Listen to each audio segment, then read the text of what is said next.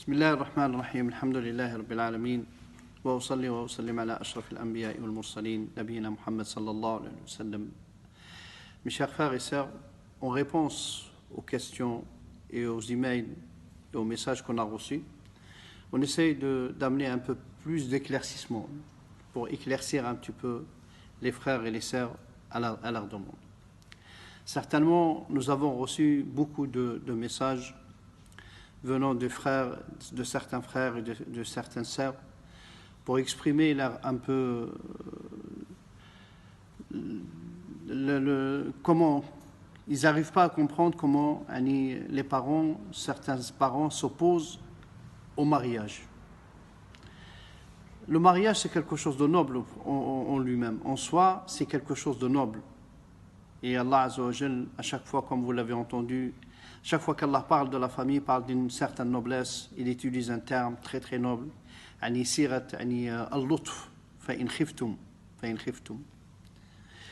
Le mariage, surtout dans le pays où nous vivons. On vit en France. Nos enfants, ils ont grandi en France, ils ont été à l'école en France, ils ont côtoyé des gens. Il ne faut pas compter, il ne faut pas comprendre que on reste sur ce qu'on est. Les gens qui sont venus de certains pays, qui sont retrouvés ici, la jeunesse, elle n'a plus cet esprit. Elle n'a pas cet esprit. L'esprit, non, il faut que je... Certains, ils le gardent, mais c'est pas aussi mal. C'est pas aussi mal. Mais la mixité dans le mariage, c'est pas un mal. C'est pas un mal. Allah Azza wa Jalla nous dit khalaqnakum shu'uban wa qaba'ila lita'arafu. Khalaqnakum shu'uban wa qaba'ila lita'arafu. Nous, on vous a fait des pays, des tribus pour que vous vous connaissiez. Ibn al-Qayyim rahimahullah, il dit le meilleur moyen pour se connaître, c'est le mariage. C'est la fusion des familles. Et surtout, chez les musulmans, il n'y a pas de contrainte. Il n'y a pas de contrainte. Quand notre prophète sallallahu alayhi wa sallam il dit Ida ja'akum, s'il vient man tardawna dinahu wa khuluqah fazawwijuh, quand il vient à la porte un jeune homme qui prie, la religion toute seule elle ne suffit pas, il faut le comportement.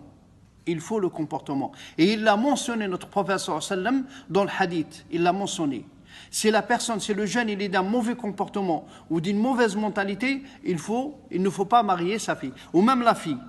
Si elle est religieuse, mais elle est d'un très mauvais caractère, il ne faut pas la marier. Le prophète sallallahu alayhi wa sallam, il a mentionné ad-din wal khuluq. La religion, la pratique et le comportement. Si on a une réputation, si la fille ou le garçon il a une réputation d'un mauvais caractère, il vaut mieux s'éloigner. Il vaut mieux ne pas le... Mais quand il vient taper à ta porte, un jeune homme, ou la jeune fille, elle demande à son papa, j'ai envie de me marier. Et il faut comprendre. Arrivé à un certain âge, il y a un besoin. Il y a un besoin essentiel. Soit ce besoin il se traduit par le halal, le mariage, ou soit qu'Allah nous en préserve, il y a la turpitude qui se répand sur la terre, et c'est ce qui nous a mis en garde notre prophète sallallahu alayhi wa sallam. Il faut être très souple. Et c'est une recommandation de notre prophète sallallahu alayhi wa sallam. Si la fille elle a envie de se marier, il faut lui faciliter le mariage. Il ne faut pas essayer de... À la limite, c'est un choix qu'elle a fait. Soit le choix il lui apporte un certain bonheur, soit son choix, la décision qu'elle a prise, ça peut lui causer certains torts. C'est à elle. Les parents, ils sont pas investis dans cette. Si c'est le bonheur, c'est pour elle, et si c'est le tort, c'est pour elle aussi. Et ce n'est pas un mal, mes chers frères et sœurs. Il faut le comprendre. Ce n'est pas un mal. Et c'est encore un bien de voir des frères et des sœurs. La vraie fraternité. Ikhwanun ala sururin mutaqabilin. C'est celle-là la vraie fraternité, mes chers. La fraternité de l'islam.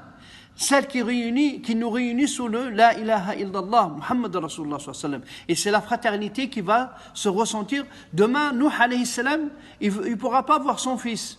Innahu laysa min ahlik ya Nuh.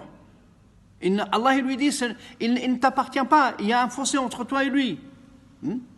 Mais la vraie fraternité, c'est la fraternité de l'islam, la fraternité qu'Allah a mentionnée dans le Coran.